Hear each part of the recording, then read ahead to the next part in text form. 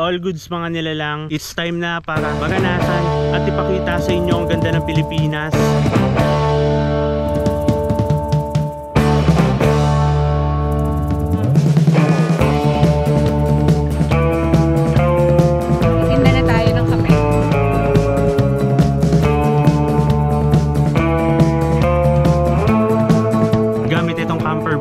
Si Homie ay magsisimula tayong bumiyahe sa itaas na bahagi ng Luzon at ito ang norte. Magsisimula ang ating adventure dito sa Zambales, paakyat ng Pangasinan, La Union hanggang sa maikot natin ang buong norte. Kasama ko nga pala si Joanne, si Kai at saka si Peace. At dito sa ating camper van na si Homie ay dala-dala rin natin ang Homie Cafe at ang Camp Life Apparel. Magtitinda tayo ng mga camping bush hat at kape, kaya naman kita-kits tayo sa lugar nyo.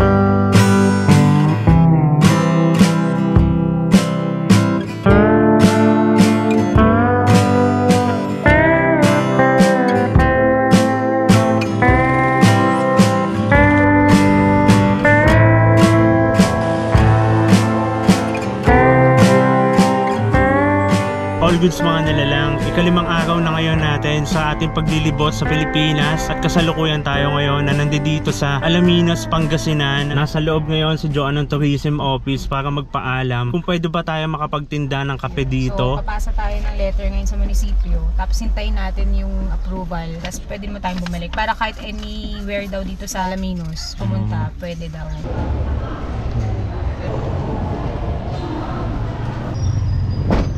Yun, may papel ng dala. Titinda na tayo ng kape. Ayun, napaka-accommodating ng mga empleyado dito sa City Hall ng Alaminos, Pangasinan. Talagang ang babait nila, kino-ordinate nila at ang bilis, grabe. Siguro mga may 1 hour lang naman siguro, no? Nakakuha tayo ng permit kay Mayor para makapagtinda at makapag-shoot. Kasi hindi pwedeng basta-basta magtinda dun sa Lookup Wharf. Shoutout nga daw pala kay Sir Ray na tumulong sa akin mag-assist kanila para makuha lahat to kasi birthday niya today. Happy birthday po sir from Mike Lisa Vlog. Ate ano to? Pero Alaminos daw, Alaminos. Alaminos Express.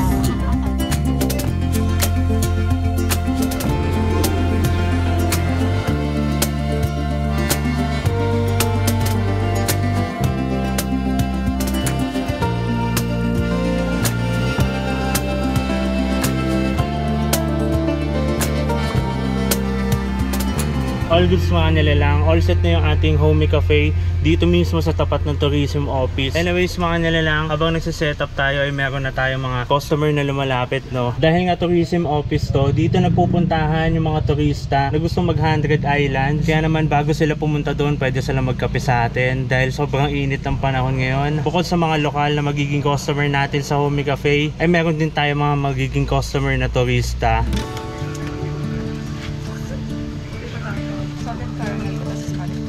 Isang salted caramel tsaka Spanish latte. Yung large po. Isa sa pangarap ko ay libutin ang Pilipinas, hindi para tumakas sa buhay, kundi para hanapin ang totoong buhay. Hindi madali ang ambisyon ko. Kailangan ko ng sapat na pera para magawa to.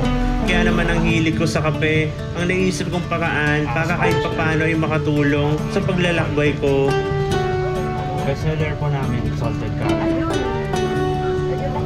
Kaya sa trip na to, isa sa mga challenge namin ay makapagtinda sa mga bayan-bayan na madadaanan namin. Uubra kaya ang ganitong pamamaraan? Ano sa tingin mo? Ito po mo. Pakuha na. Thank you.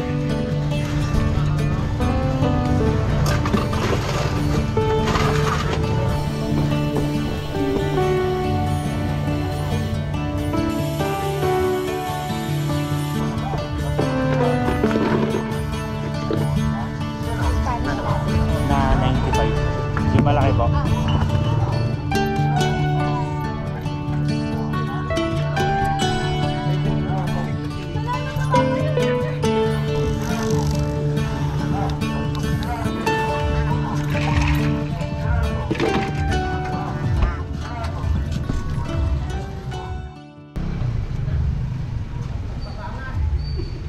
all goods mga nilalang at sumapit na nga ang gabi. Inilawan na natin yung mga ating camping lights. Anyways mga nilalang, 6 PM na at maya maya magpapakap na rin kami. Susulitin na muna din namin yung oras na nandito kami sa Alaminos. Ganda pala dito pag gabi mga nilalang. Dito na nga rin pala kami nagpagabi at dito na rin tayo matutulog. Maghahanap lang kami ng spot dito na pwedeng pag-parkingan ni homie.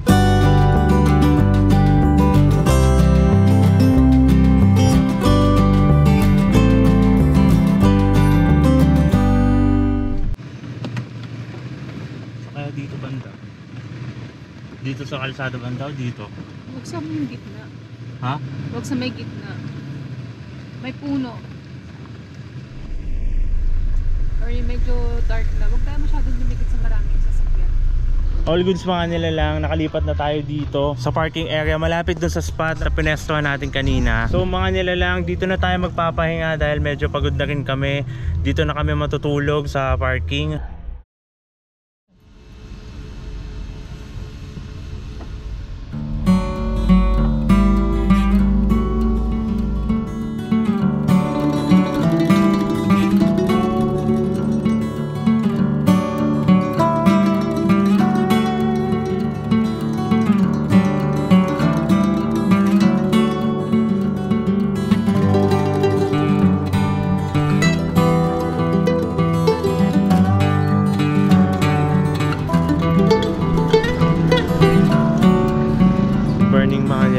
Hindi ko alam kung ano magiging reaction ko pag nakikita ko yung mga tao na makikita nila kami na natutulog sa van.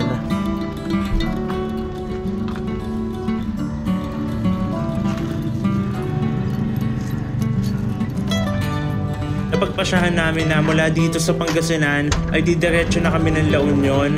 Naalala ko din, nasabugan nga pala tayo ng gulong sa Burgos. At ngayon, reserva lang ang gamit natin. Medyo kinakabahan akong bumiyahe ng malayo ng ganito. Kaya naghanap kami ng second hand na gulong para mapalitan to. Buti na lang, nakatulong yung kinita natin sa pagkakape para makabili ng surplus na gulong. Kaya sa lahat ng mga nilalang na sumuporta at bumili sa amin, maraming salamat.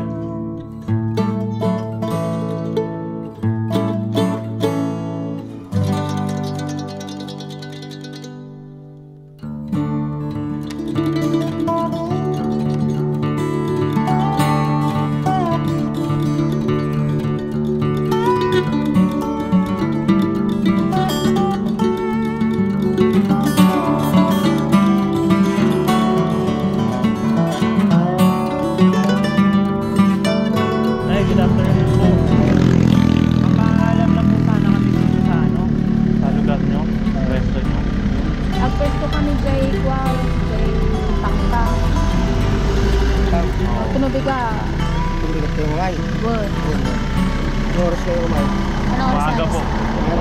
Tanghali. Alas 11, ano? Alas 10, alas 11. Wala mo, hindi ho, salamat.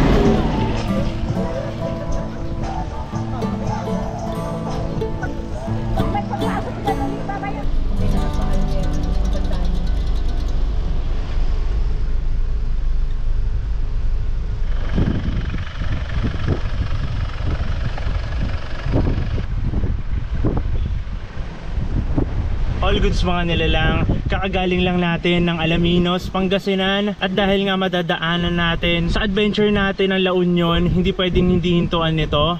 Kasalukuyan kami ngayon na nandito sa La Union sa may Bani Rosario. Dito tayo i-spot ngayon. Nagpaalam lang kami sa caretaker ng spot na to at mabuti naman at pumayag sila. Buti na lang kasama ko si Joanne na marunong mag-Ilocano dahil kung ako lang is mahihirapan ako na makausap sila, no? Anyways, itong spot nga pala na to is hindi siya campsite, private siya, kaya kung makikita nyo may mga lokal dito na palakad-lakad at namamasyal din at hindi rin ito open for business. Kaya naman pasasalamat din namin na tinanggap nila kami dito.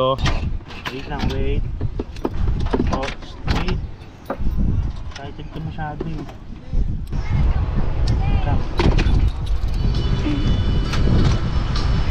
Ganda na sana ng view mga nilalang, no? Pero yung maririnig mo, yun ang hindi maganda.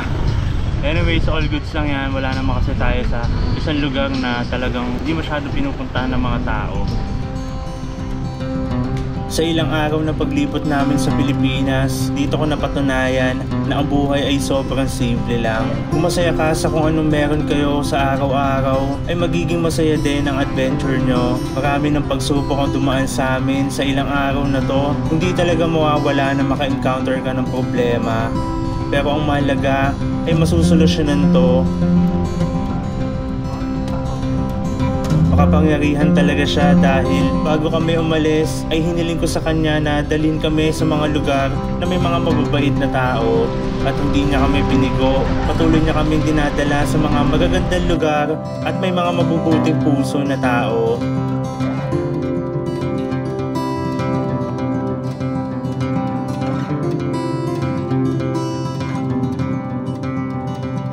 Ang ganda ng Pilipinas, no? Sa isang lugar pa lang to sa La Union, pero dito mo makikita na ang ganda ng likha niya. Kaya sana maging palaisipan to sa mga tao na pangalagaan nila ang kalikasan para sa mga susunod na henerasyon ay maaabutan pa nila ito.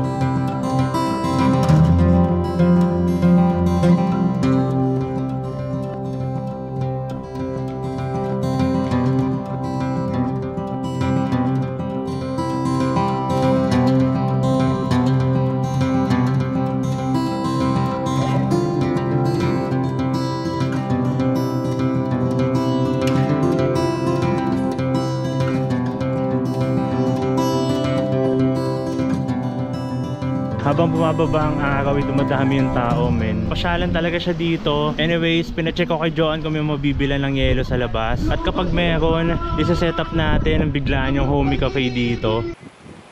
Idala siyang yelo mga nilalang. Let's do this. Set up natin ang homie cafe. Let's go!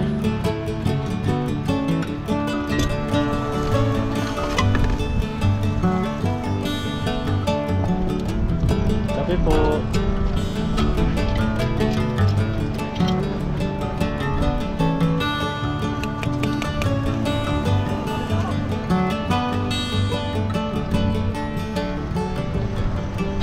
Kami po.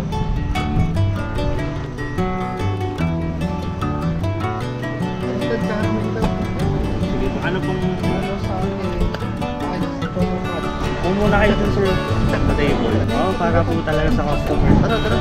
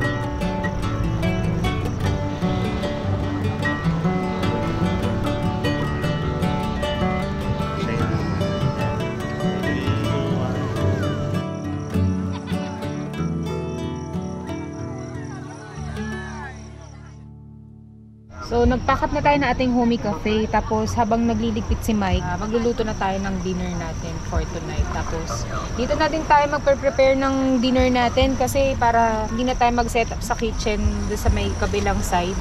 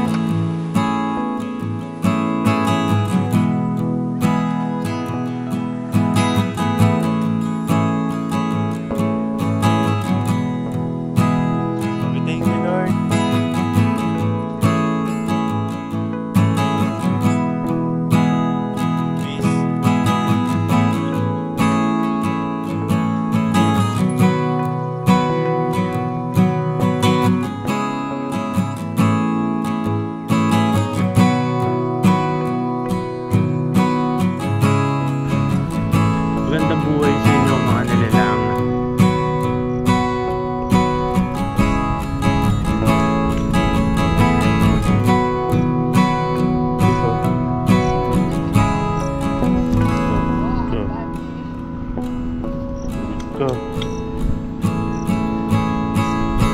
Go.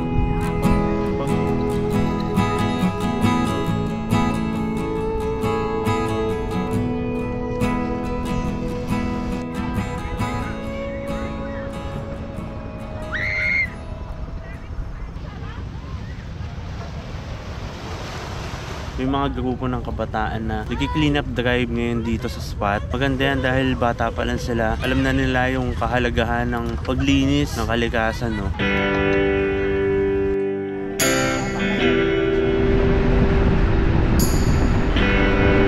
Mula dito sa Agoo, La Union ay aakitin namin ang hometown ni Homie. Yun ang La Trinidad Benguet.